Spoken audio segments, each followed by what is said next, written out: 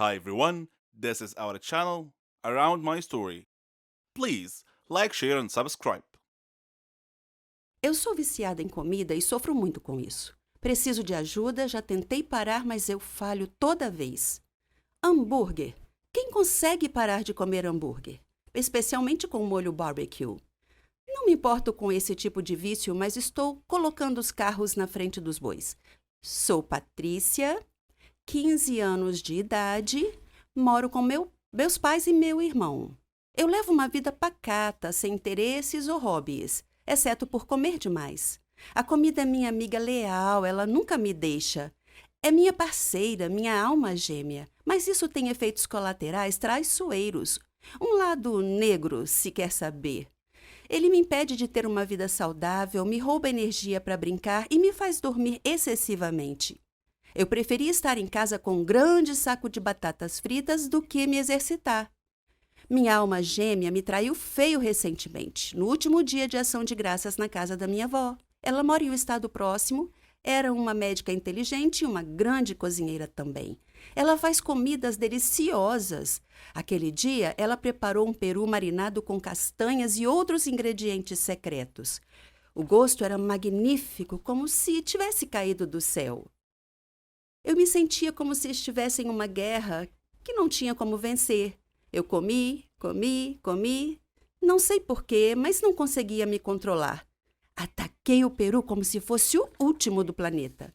Só que toda batalha culinária com adversário à altura, tipo o peru no barbecue, tem suas casualidades. De repente, não conseguia respirar. Caí de joelhos e desmaiei. O peru venceu. Acordei mais tarde no hospital, ainda agarrada a um pedaço da perna do peru. O médico disse que eu estava ganhando muito peso e precisaria fazer uma dieta. Dieta! Como eu odeio essa palavra! Era como uma espada sobre a minha cabeça. Isso significava me privar da minha paixão, minha razão de viver. Comer saladas em pequenas porções era, para mim, a forma mais cruel de punição, a pior forma de tortura possível. Imagine pensar em uma pizza maravilhosa, gordurosa, cheia de queijo, com todos os molhos possíveis e de repente abrir seus olhos e encontrar uma bacia de salada.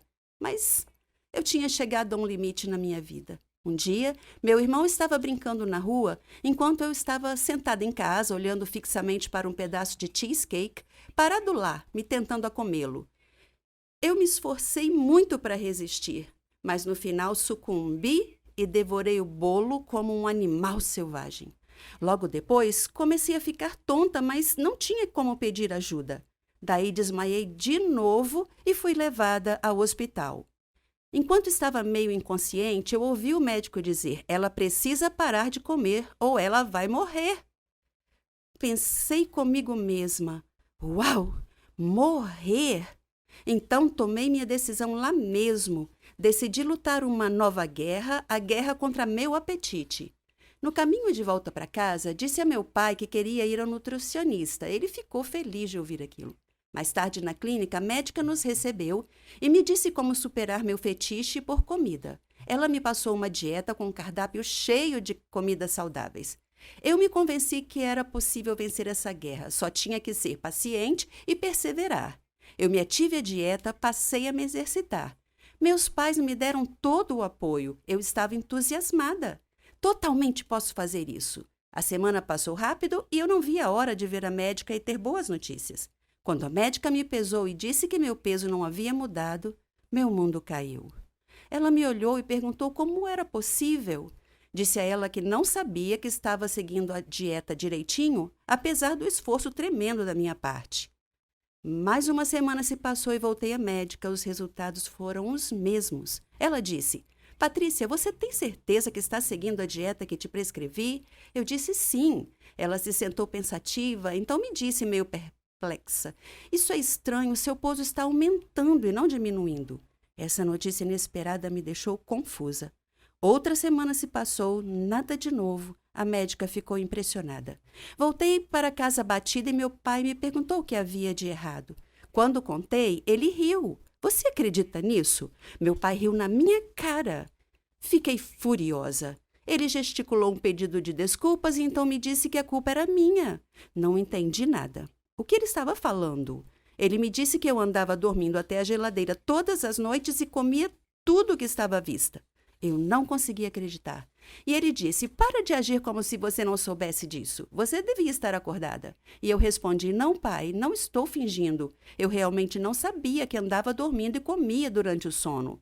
Com o mistério do aumento do peso resolvido, voltamos à médica com essa nova informação. Ela riu e me disse que a minha disciplina havia negado ao meu corpo a comida que ele ansiava, mas meu cérebro se recusou a cooperar e anulou minha vontade, me levando a comer em um estado subconsciente.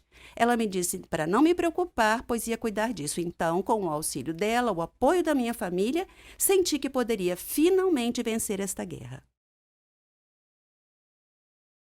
Quase toda garota sonha em ser uma princesa da Disney. Ser como Cinderela que se casa com um príncipe ou Branca de Neve, a mais bela de todas.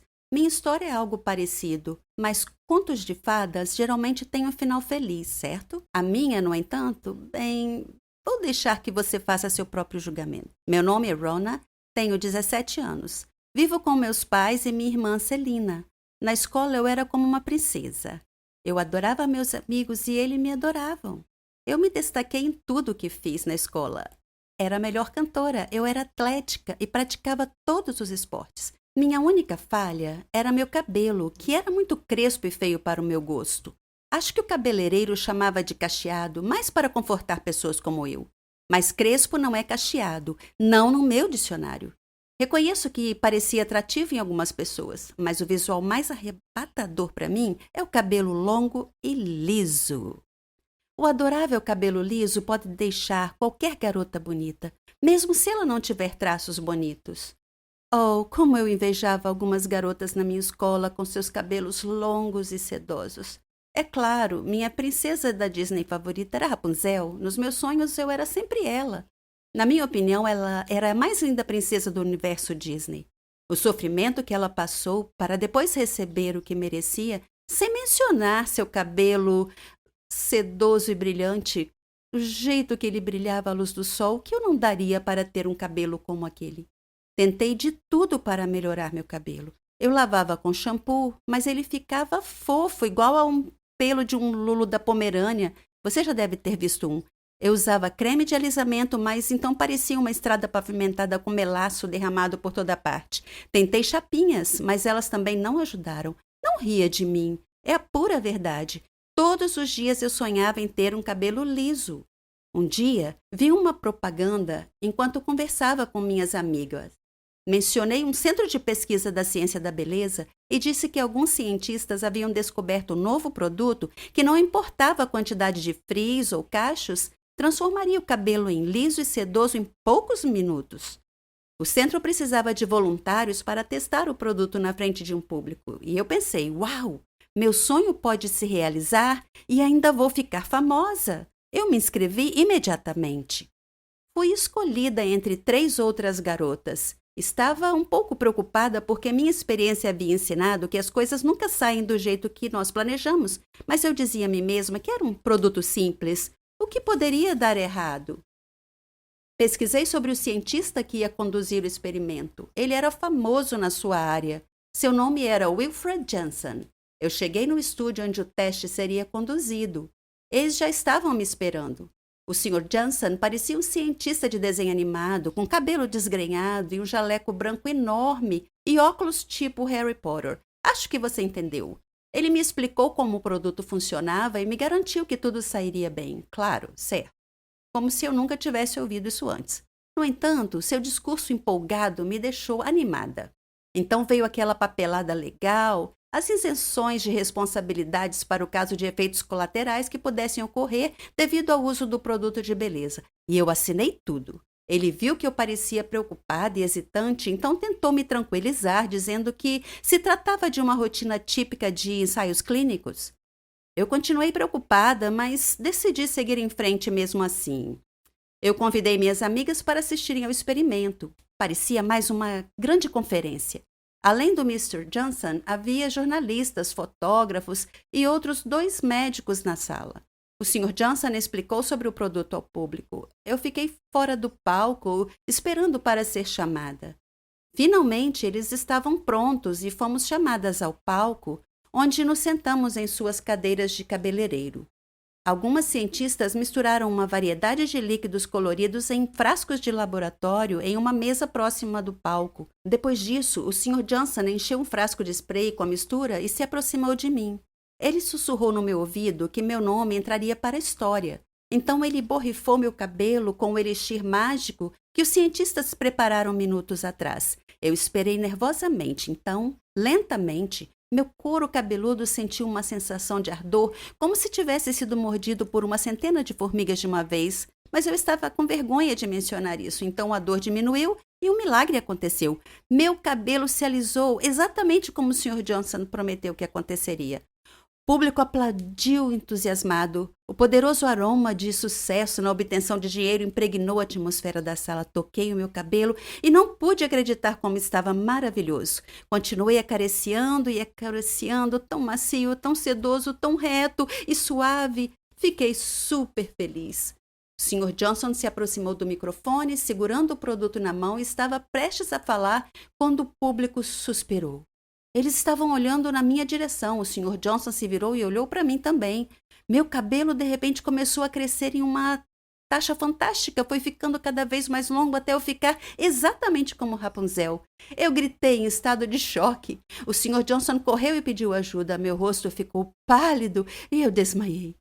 Quando acordei, estava deitada no palco, em uma cama, com meu próprio cabelo preso debaixo de mim. Eu toquei meu cabelo e sim, ele ainda estava macio, sedoso e liso. O meu desejo parecia ter literalmente se tornado realidade. Eu era de fato a Rapunzel moderna que ganhou vida. É por isso que eu queria compartilhar minha história com você hoje. Cuidado com o que deseja, porque pode acontecer de verdade.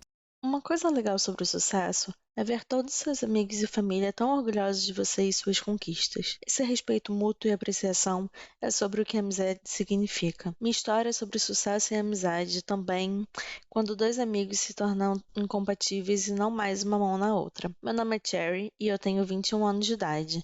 Eu tinha uma amiga que se chamava Margot. Ela não era apenas minha amiga, era minha melhor amiga, minha irmã. Ela significava o mundo para mim. Nós éramos parecidas em tantos jeitos, até mesmo em nossos hobbies e nossos sonhos. Depois da morte de meu pai, minha mãe e eu nos mudamos para a vizinhança de Margot, já que a mãe dela era a melhor amiga de minha mãe. Eu tinha apenas 3 anos nessa altura, então Margot e eu praticamente crescemos juntas. Na escola, nós partilhávamos das mesmas aulas, estudávamos juntas e até mesmo éramos parceiras de laboratório. Ela e eu sonhávamos em ser farmacêuticas. Eu tive muita dificuldade no ensino médio, mas consegui terminar com o suporte de Margot em seu encorajamento. Eu não tive muita liberdade e independência como ela tinha, porque minha mãe era super protetora. Foi nesse ponto que minha história realmente começa.